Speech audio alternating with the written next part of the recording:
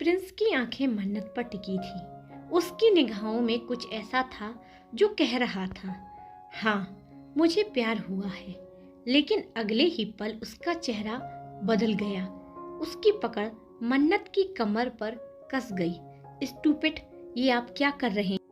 मुझे दर्द हो रहा है, मन्नत ने तड़पते हुए कहा। प्रिंस दांत पीसते हुए बड़बड़ाया, कहीं तुम मुझसे शादी करने से इनकार तो नहीं करने वाली? मन्नत कुछ कहना ही चाहती थी, लेकिन रुक गई। फिर गुस्से से बोली, हाँ, आपने बिल्कुल सही सुना, मुझे आदि से ही प्यार हुआ है।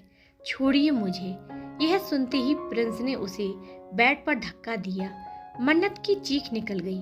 प्रिंस, वह उसके ऊपर झुक गया और दोनों हाथों को कस के पकड़ते हुए बोला, तुमने ऐसा क्यों कहा? तुम क्या चाहती हो, मुझे उकसाना?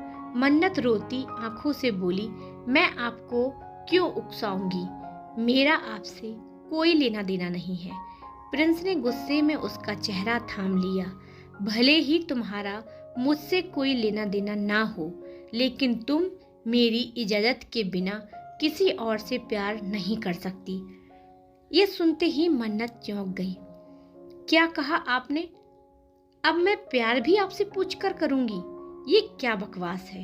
अभी मुझे छोड़ दीजिए, वरना मुझे मॉम डैड से आपके बारे में कहना पड़ेगा। यह सुनते ही प्रिंस जोर जोर से हंसने लगा। तुम मुझे मॉम डैड की धमकी दे रही हो? लगता है तुम भूल रही हो कि मैं वो इंसान हूँ जिससे दुनिया डरती है। मन्नत ने गुस्से से कहा, तो क्या आपको किसी का डर नहीं लगता? कम से कम भगवान से तो डरिए। आप जो कर रहे हैं ना, वो इंसानियत नहीं है। आप मुझे बेवजह तकलीफ देते हैं और इसके लिए मैं आपको कभी माफ नहीं करूंगी। प्रिंस ने उसकी थोड़ी को कसकर पकड़ा। Do you really think I care for you? I care only for my self. तुम्हें मुझसे नफरत है या मोहब्बत? I really don't care.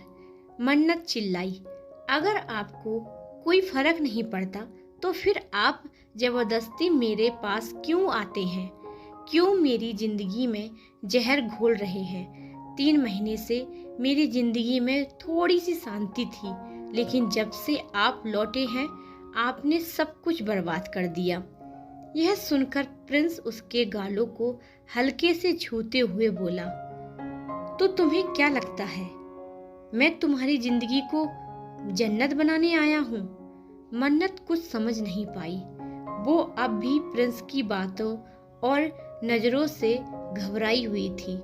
तभी प्रिंस की नजर उसके कांपते होठों पर पड़ी। कुछ देर तक वो उन्हें बस देखता रहा और फिर आंखें बंद करते हुए बोला, जब मैंने तुम्हें किस किया था, क्या तुम्हें कुछ महसूस हुआ था?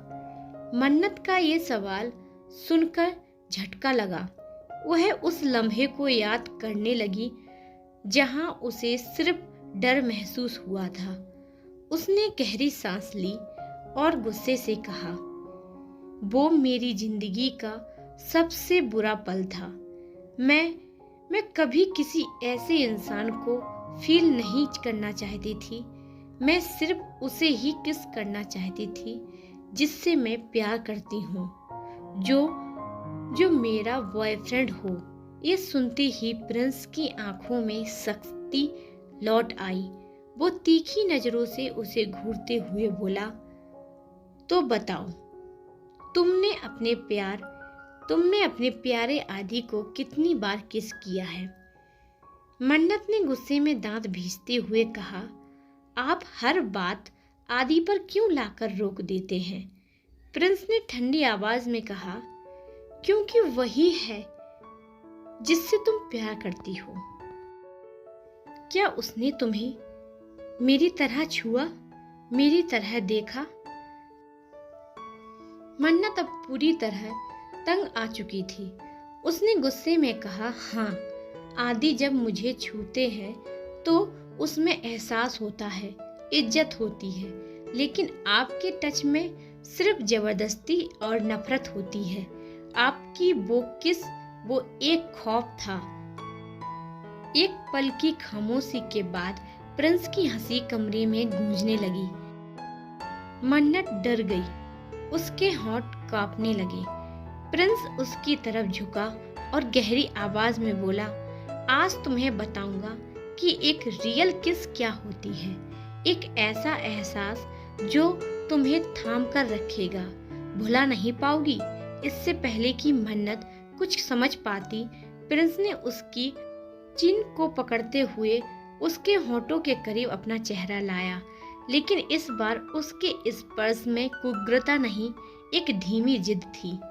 मन्नत की पकड़ उसके कंधे पर थी, लेकिन वो चीख ही नहीं पाई। प्रिंस की नजरों में एक पागलपन और मोहब्बत की अजीब सी लहर थी, और फिर एक धीमा लेकिन गहरा चुम्बन, ऐसा जिसमें प्यार कम लेकिन एहसास ज्यादा था। इधर दूसरी तरफ जतिन कल रात नहीं मिल रहा था और अभी सुबह उसके मरने की खबर आई। कहीं इसका मतलब ये तो नहीं कि मन्नत भी? अनु का दिल कांप गया। उसका चेहरा एकदम सफेद पड़ गया था। उसकी आंखों में अब सिर्फ डर और बेचैनी थी। वह जल्दी से बाहर भागी। उसका दिल बार बार यही कह रहा था, कुछ गड़बड़ है, मन्नत खतरे में ना हो, मुझे उसे ढूंढना होगा अभी।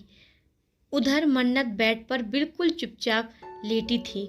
उसकी आंखें छत की ओर गड़ी हुई थी, लेकिन उसमें अब भी आंसू थमे हुए थे।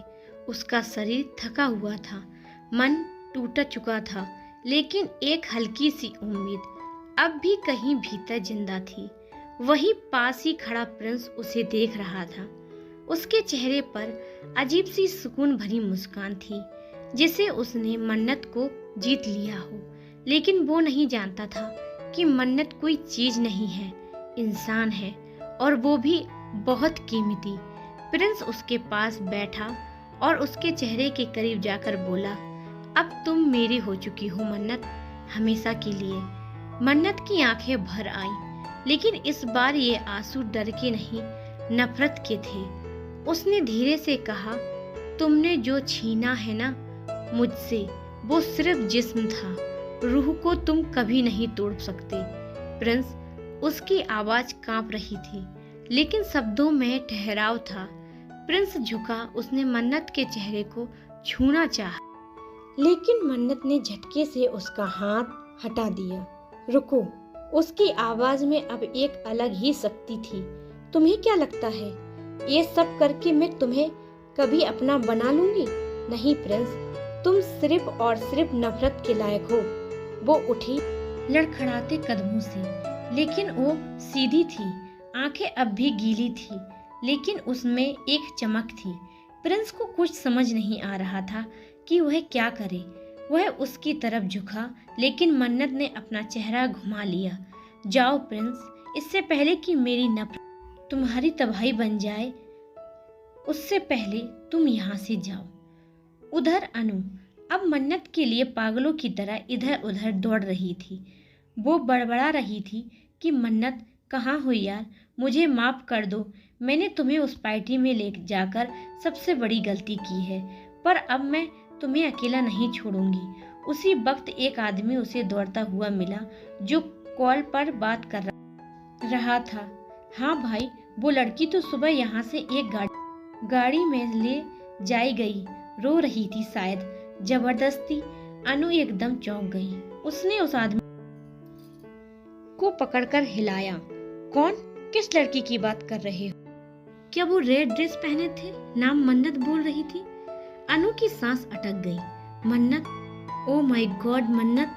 वो जोर से चीख पड़ी और अगले ही पल दौड़ पड़ी उस ओर जहां शायद अब भी कुछ उम्मीद बाकी थी।